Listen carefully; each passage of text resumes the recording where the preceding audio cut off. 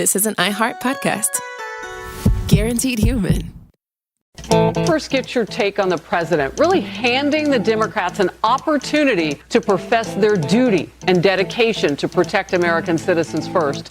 They refuse to do that. You couldn't have asked for a better gift to show the American people the difference between Donald Trump and Republican candidates that want to work with him and the Democratic Party who says, no, we do not put Americans first. We put illegal immigrants first. We protect waste, fraud, and abuse that's happening in Minnesota. We put these criminals ahead of you.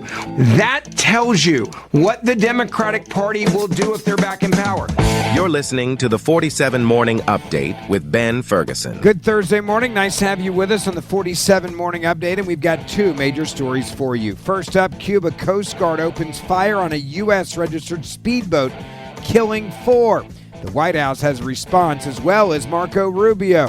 And we'll explain what this means for all Americans and for what's going on with Cuba relations.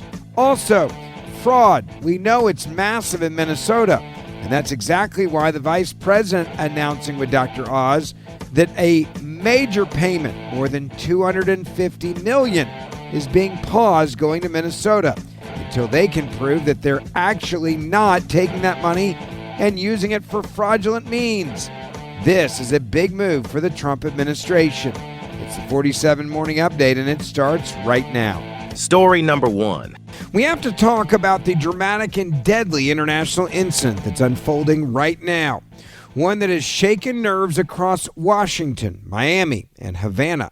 The Cuban Coast Guard opening fire on a U.S. registered speedboat, killing 4 people and injuring others in what Cuba calls an infiltration attempt inside its territorial waters. We're going to walk you through everything we know, what Cuba is now claiming, as well as America's reaction. We have comments from Secretary of State Marco Rubio and why this matters both geopolitically and also for our national security. Now, Florida-registered speedboat flying U.S. documentation. We assume that means an American flag. It was intercepted by Cuban border guard troops. This, again, right close to, they claim, their border.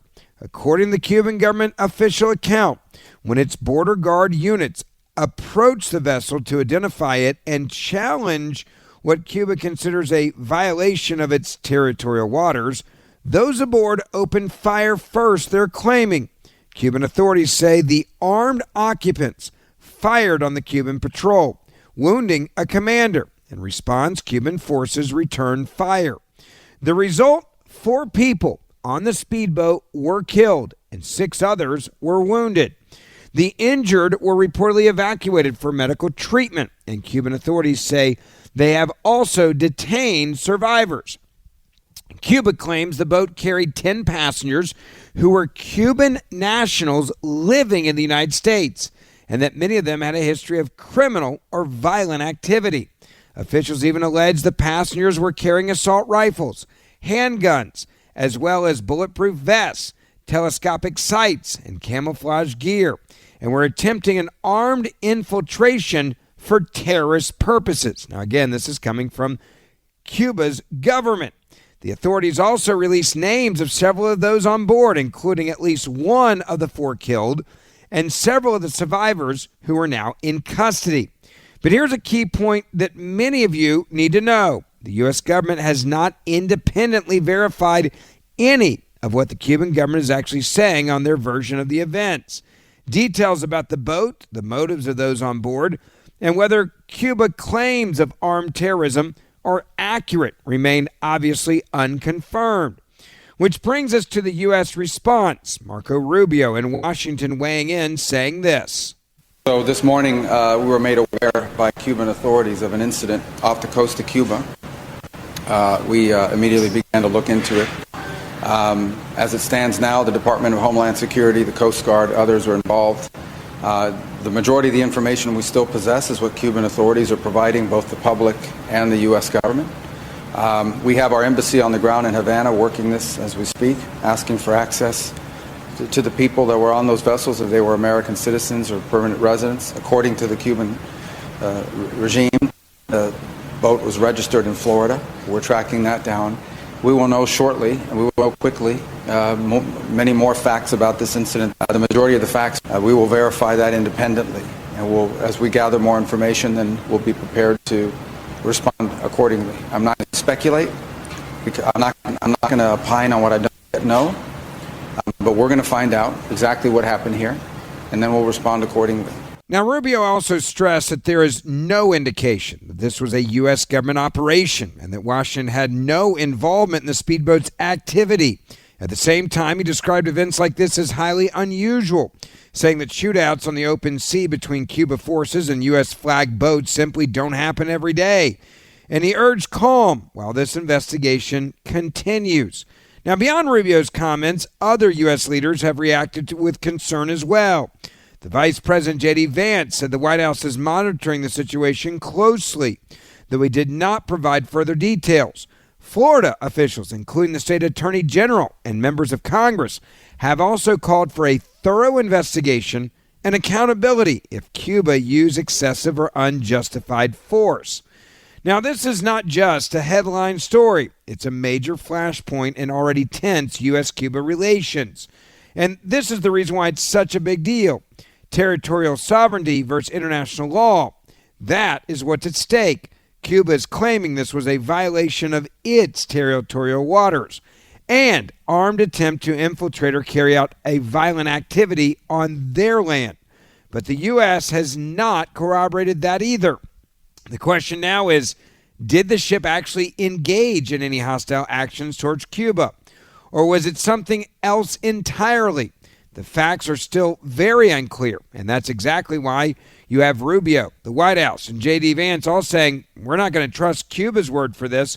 We're going to do our own investigation because we cannot trust them. There's also the historical context here. There is a long and fraught history between the U.S. and Cuba when it comes to maritime confrontations. As you know, one of the most famous was back in 1996 when Brothers to the Rescue shootdown. The Cuban forces shot down 2 civilian planes near the island, killing 4 Americans. That episode deeply scarred the U.S.-Cuba relations and, reignited calls in Congress for a hardline approach to Cuba.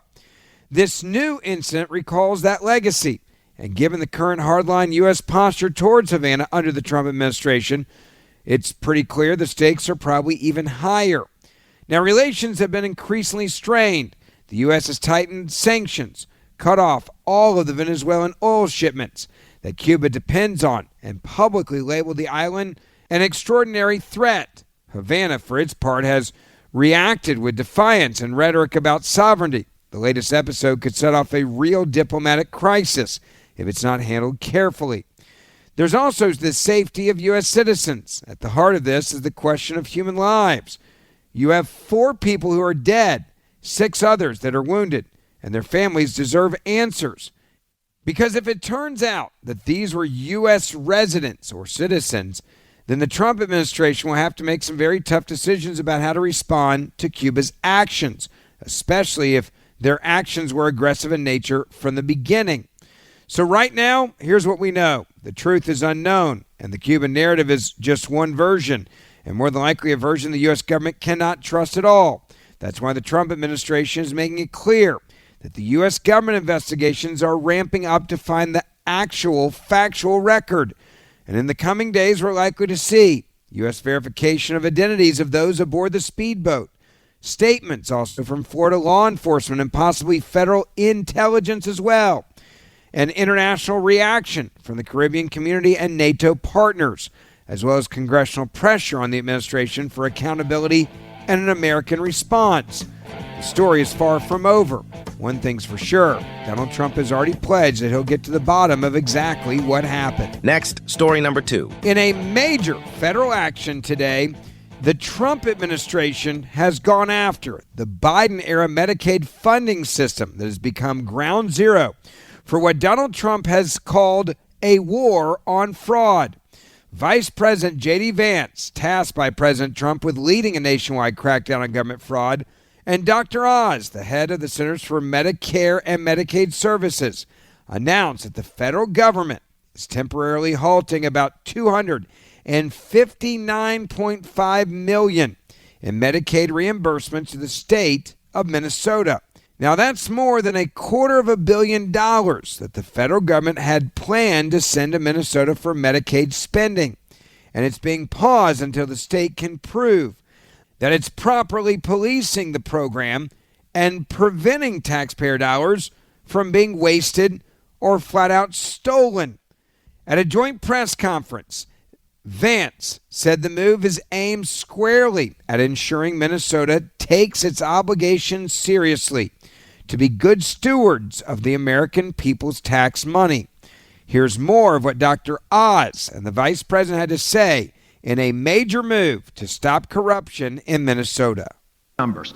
There's a fraud scheme in Minnesota where criminals, soon-to-be criminals, pay moms $1,000 roughly in order to enroll their children as being autistic, falsely, dishonestly claiming their children are autistic. They then bill Medicaid, this has already happened, millions of dollars for services that were never rendered, never delivered by a qualified staff member. These schemes disproportionately involve immigrant communities.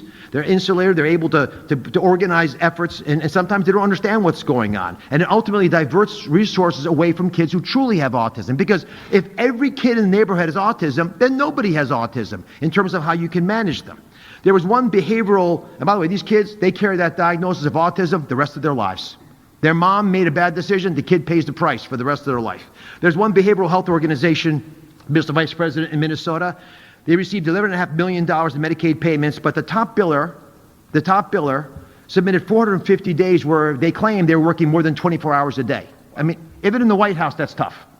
It's hard to work more than 24 hours a day. How it didn't get picked up is shocking to us at CMS. There are other red flags in Minnesota, including hundreds of beneficiaries receiving treatment linked to one location, which was impossible physically to be true. We had 8 beneficiaries in one of these substance use disorder centers, 8 who were already dead, but the center was still billing us. Not only did they let the person pass, they kept billing for it. That's the level of avarice we're talking about. So CMS is done paying and chasing. We don't think jail sentences are the right way out. These criminals flee the country. Many are foreign nationals. Instead, we're launching the largest action against fraud that we've ever taken. The money's not going to ever leave the building again. We're going to start draining the swamp of the crooks that have inhabited it and are defrauding us. There are 3 bold actions. The first, and for many of you maybe the most important, is we're going to, for the first time, take a massive action to defer funds to a state. Let's start with this Medicaid program in Minnesota, which serves pregnant women. Medicaid takes care of our children. 53% of kids are born in the poverty. They're supported through Medicaid. Disadvantaged seniors, individual disabilities. It's unponderable that you would take advantage of these precious programs. Yet they're putting it at risk, all of it, by stealing the money.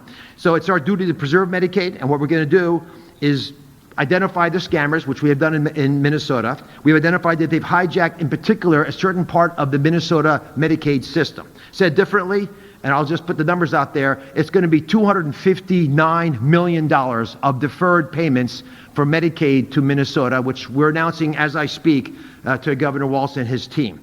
That's based on an audit of the last 3 months of 2025. Restated, $250 million is not going to be paid this month to Minnesota for its Medicaid claims. Now that's $250 million of money. That's your money. It's your taxpayer money. And these home and community-based services, which again are services that are typically things you would do for your family, but for whatever reason your family's not there to provide them, are very hard to audit. And for that reason, there's been a lot of slippage. The guardrails have not been well maintained, and if you're not serious about the integrity of the program, you'll see these problems happening in your state, which is why Minnesota's not alone, although they're the first to receive this action. These high-growth areas of fraud are difficult to police, so we require the states to take these issues seriously. This $250 million deferment is hopefully going to get on the radar screen for the state of Minnesota and make sure they are responsive to our requests. We did what any honest and patient-focused agency would do. We have notified the state and that we will give them the money, but we're going to hold it and only release it after they propose and act on a comprehensive corrective action plan to solve the problem. If Minnesota fails to clean up the systems, the state will rack up $1 billion of deferred payments this year. Governor Walz has 60 days, sir, to respond to our letter. And if providers and beneficiaries are worried about getting their money and services, please call your governor. These are services the governor has already paid for. We are just not reimbursing the state. And to make it clear, there is a rainy day fund in Minnesota, so we are very confident that people will not be hurt in Minnesota. This is not a problem with the people of Minnesota. It's a problem with the leadership of Minnesota and other states who do not take Medicaid preservation seriously. You listen to Dr. Oz there, and he lays it out perfectly, exactly who they're at war with. It is not the people in Minnesota. It is those in charge of Minnesota that are allowing this to happen. Vice President J.D. Vance putting it this way. We're announcing today that we have decided to temporarily halt certain amounts of Medicaid funding that are going to the state of Minnesota in order to ensure that the state of Minnesota takes its obligations seriously to be good stewards of the American people's tax money. Now, what is this going to mean? What this means is that, first of all, the providers on the ground in Minnesota have actually already been paid. The state has paid those providers the money. What we're doing is we are stopping the federal payments that will go to the state government until the state government takes its obligations seriously to stop the fraud that's being perpetrated against the American taxpayer. Now, the Vice President and Dr. Oz officially halting $250 million in federal Medicaid payments to Tim Walz in the state of Minnesota is massive. They're cutting off the cash. This is massive because of the fraud, and they know the money is going to fraud. So they're saying to the governor, open your books, show us, do an investigation, make sure we understand exactly what's happening here. And if you can show that the money's not going to massive fraud, fine, you can have the money. This is exactly, by the way, what so many Americans were hoping would happen when Trump was elected, accountability. And Donald Trump is now doing it right now in real time to Minnesota. Thank you for listening to the 47 Morning Update with Ben Ferguson. Please make sure you hit subscribe wherever you're listening to this podcast right now. And for more in-depth news, also subscribe to the Ben Ferguson Podcast, and we will see you back here tomorrow. This is an iHeart podcast. Guaranteed human.